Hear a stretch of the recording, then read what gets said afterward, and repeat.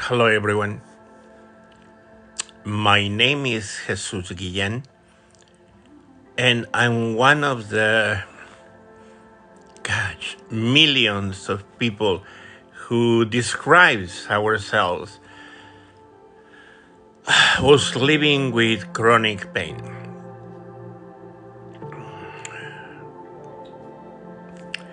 The very interesting thing, is also that I'm a very creative person. Every time that I create a song, write a song, paint something, or do anything creative, we are being empathic, empaths. When someone tells us a story, when someone tells us about an adventure, a journey, something, we create something. But sometimes there are moments of realizations that we know. And I have to Google, of course, still this because I want to learn as much as I can to be able to help others and people to help me as well. So, according to doctors and society and myself, I've been living with chronic pain for about 15 years or so. But there are many times, and this is what I really want to connect with you, with anyone listening, with anyone that is suffering of a chronic illness, with anyone that understands that many times it's so difficult to explain really what we are feeling. We tend to put in one word pain. Any discomfort that we feel in our bodies or minds many times. But there has been so many times that is so difficult for me to explain really all the different sensations that are happening in our bodies because they're happening inside us. And the doctors and the nurses and the people that work in health issues, they just imagine what we're feeling. So either we have here an incredible amount of pain variations that go so much farther than from 1 to 10. How is your pain? Or when they put again all these little faces that trying to put in one little face again what kind of sensations and feelings we are passing through. So either we have again an incredible amount of variations of pain, or there are so many other sensations that we are passing through or feeling that they are not enclaustrated, just put together in one word: pain.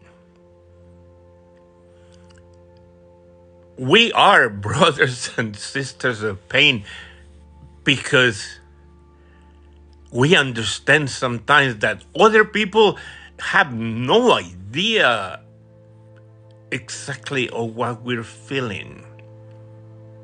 But to put all these sensations of discomfort in one word, I think it's a horrible mistake. And in these moments that they treat any one of us almost like criminals because we take painkillers, and the emphasis has been put in the addicts, in the we are taking more than we need, in the we are imagining things, in the we are just maybe just making it up or any of those things. Pain is real. But once again, let's think for a moment that the amazing, incredible variations, and I say that in this sense, that has been inside myself, even in the worst of my moments. And I've been close to dying for real at least 4 or 5 times. And it's a horrible thing. There's always the what it has been described in psychology as the whole sphere of that part of ourselves that is really analytical and really watching everything. And it doesn't feel or perceive, but it's there. Even if we are in the worst of our moments, there's that part that is really analyzing, seeing, perceiving. How to separate, really, how to explain all these, again, either variations of pain or complete different sensations that might require a whole different word. All that I can say is that for many of us, words cannot describe the way that we feel. And that many times when someone starts thinking about suicide or when they do it, we had no idea except the comparison of what we go through and the ways that we feel. It will be amazing. And I was just reading this new article that they are using some electrodes that they are putting now in people's brains or connected to really check in the amount of, let's call it discomfort, let's call it pain, let's call it those elements that they are not allowed to really be keeping going with our daily routines of physical activities that the majority of people keep going in the 9 to 5 work. But I know without a doubt also that many of you that are listening to this, they know and you know and we know exactly what we're talking about. In the sense that when we have that pain or discomfort, dolor in Spanish, sometimes there are certain sensations that is not really, even just in this part of ourselves, the head. When we have headaches and migraines, there's already one kind of difference. But does that really even cover all the different kinds of discomfort or pain that we have even just in our heads? Let's go there, just for that example. Let's say there's headache and migraines. In all the different other kinds of pains, my doctors, for example, they made a huge mistake because they completely assume, in my case, for many, many years, that because I am an HIV long-term survivor of 38 years, and I don't even know how it's that I'm alive, and I like to think that there is a reason, and there's always hope, and at least I can make a difference in one people's lives. They assumed for a long time that it was neuropathy.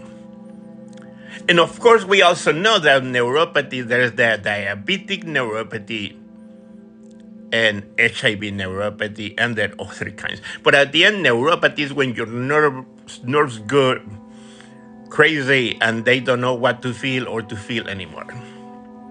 So because they assume that I'm HIV positive, therefore I have neuropathy. For more than 10 years, they were blindsided by this assumption of pain, and they never saw how badly my back was getting worse.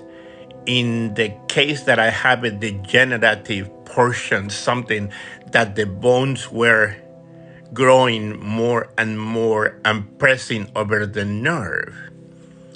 And it created some kind of sciatica pain. So now in my brain, every time that I'm feeling that perception of discomfort, my brain goes crazy sometimes trying to see, is it come from the feet up? Is it coming from one of the sides? Is it coming from my brain? Because at this point, I suffer of anxiety and PTSD because of the times that I've been close to death. And that is also, once again, a certain kind of discomfort of pain, because when you have anxiety, it's almost like the pain is coming before the pain. Interesting, right? I just had my COVID vaccine and a few hours ago. My PTSD is so high right now because about November, I was really close to dying once again, and I mean it. I I didn't even know the existence of sepsis. And sepsis is one of the worst cases of infections that you can have, and 40% of the people die of it. I got sepsis together with pneumonia. My sugar went to 700. I was having hallucinations. My mother said that I fell twice, and I don't even remember. So just a few hours ago, when I had my vaccine, my PTSD is so high that I was feeling the pain before the pain. Before the needle was getting into my shoulder for the vaccine, and I noticed that immediately. I felt the pain, or I almost felt like I was gonna faint, because the pre-assumption of pain is as painful as the pain. And once again, I know many of you listening understand this. It was just that feeling of knowing that before the pain was there, I knew what was going to feel. I wish many of us that experience pain or discomfort, or any of the ways that we want to call it, I wish we had more places. And this area of the internet and social media has become an incredible way for many of us to communicate. But especially if you are a little bit extra sensitive to pain, to these areas of discomfort, that empathy that comes from you to be able to understand others that they are suffering. And there's another one that can cover all these different variations of pain. The sad thing is also that a lot of our brains sometimes got together pain with punishment. And the pain that you suffer, even if maybe you are very religious or very spiritual, and we might believe in karma or living another lives, look into my eyes. I want to look into your eyes and tell you, and telling myself, the pain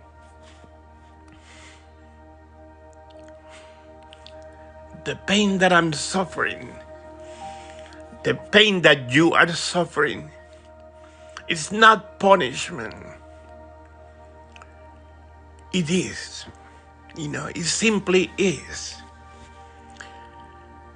The way that, again, if you win the lottery or lost the house or lost someone or fell in the street or got a cold, things are because sometimes they happen. I don't want to say also one of those people that say, thanks to the disease that I had, I am who I am, and otherwise, who knows what I will be. I do want to tell anyone that listens that I will never wish sometimes the way that I feel to anyone. Because again, once again, pain, it doesn't cover it. Suffering does not cover it. If I say neuropathy, it does not cover it. At the end, all these variations of discomfort, only you really know what is happening. But many of us, we see it in other people's eyes. I have this beautiful anecdote that it really shows you that other people can see you sometimes. I'm tall. I'm 6'1". And hey, I'm gay, single. I'm still hope to find my special person one of these days. So I try to dress up, kind of well and stand up straight. And so I was taking a bus. And it was one of those days that the bus was crowded. I was at the front of the bus. And I was just holding from the, bar. And I don't know, sometimes I was not asking for a seat. And nobody was offering it to me.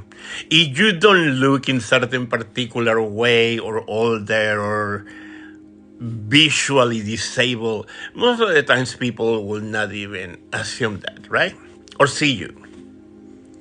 So all the way at the end of the bus, suddenly I saw this guy like, come on. So I went all the way to the back and this guy just told me, please, have my seat. For real, this happened. And he told me, I can see all the way from here that you are under horrible pain. And I can see it, but it's obvious that nobody is giving you a seat. So please sit down. And then he proceeded to tell me that because maybe he saw me, because certain time ago he went through such a horrible pain that kind of allowed him to sometimes see these things in other people. But you can really imagine for a moment again, all the way from the back of the bus to the front, that somebody sees your pain. Whatever that is.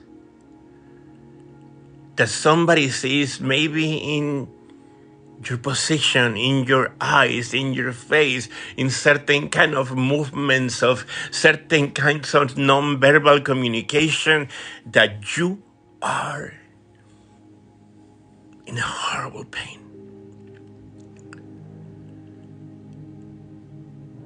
Pain in the Spanish is I, even the expressions, the onomatopoeic expressions of this discomfort and pain, in English,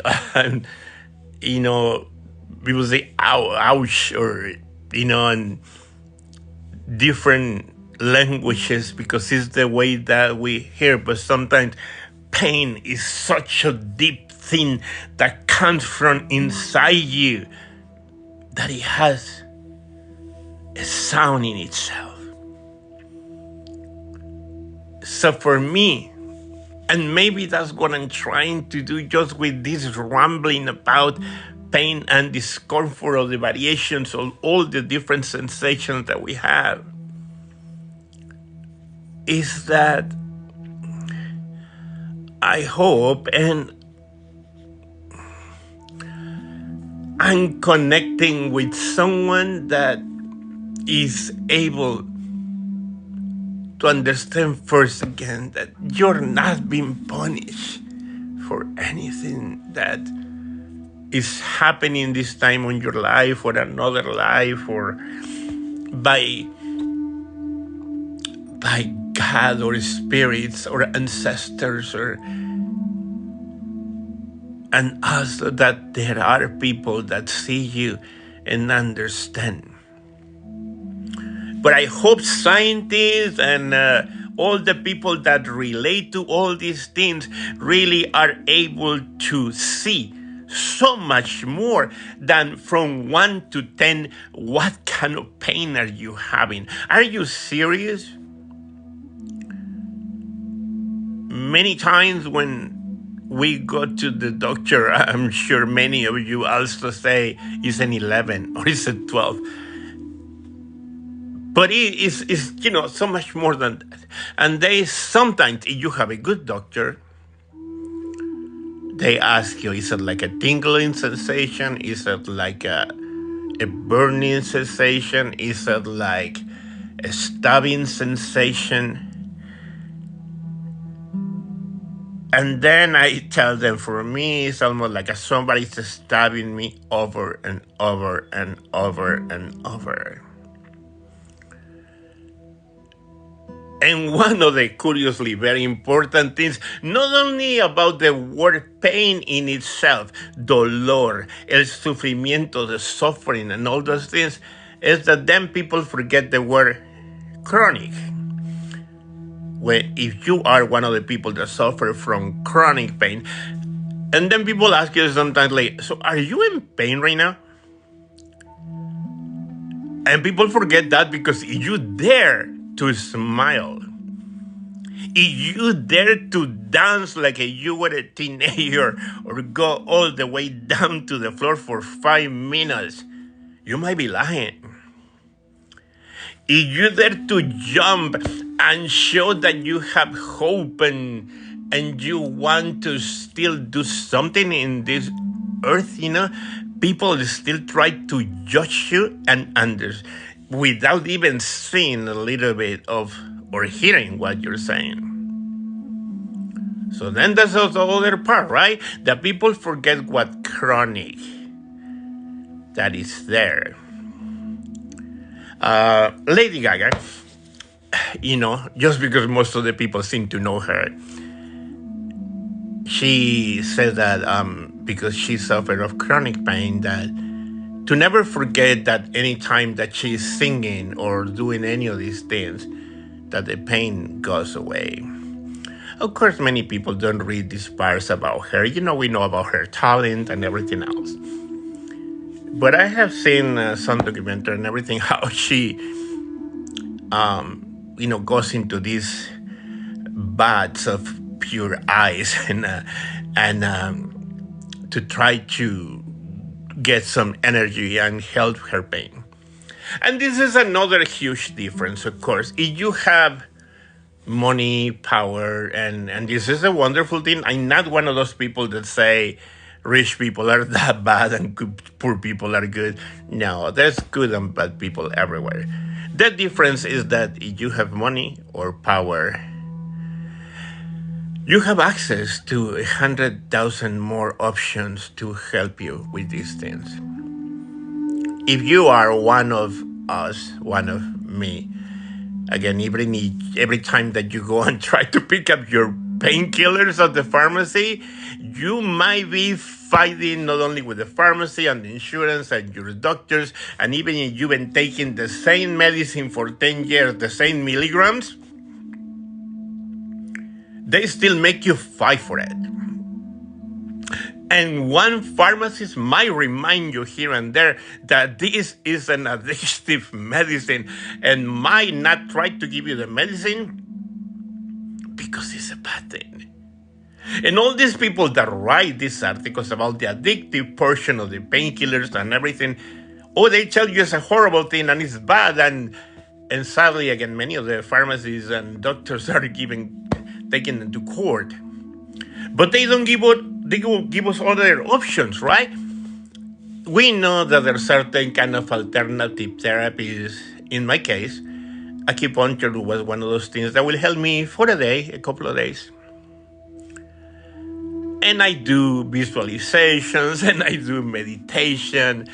And I even ask my mother to pray for me because she is a Catholic, and everything. But we are not criminals. And I want to end up my rambling with just once again saying, whatever people tell you or not tell you sometimes, our pain, that I think, again, one word to define all the different discomforts that we have, pain is real, but not punishment. And of the same way as someone had seen me before and acknowledged that pain in my body and in my heart, I don't know how empathy it works, but also that I hope I can keep helping and seeing others, and that it doesn't make us less, and that we are worth it to be loved and to have someone in our lives that can see us for many other things and not just for one of these bottles of pills. Love you, lots of love, and I hope you have a good night. At least here in San Francisco, it's close to 10 p.m. That you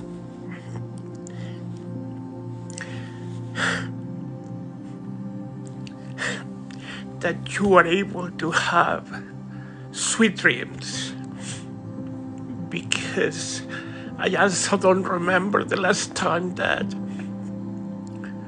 I slept well, because pain, suffering, even invades our dreams, and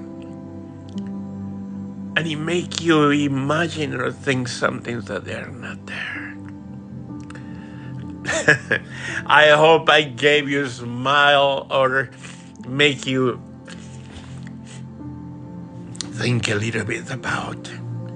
But don't let anyone treat you for less or make you think that you're crazy or imagining things. And even again, if the description of all the things that you are having, hopefully more and more we understand either all the different variations of pains, or hopefully one day we will have a name for every different sensation. Hugs and kisses from San Francisco, and be well for now, and I better try to get some rest. All right? Good night, everyone.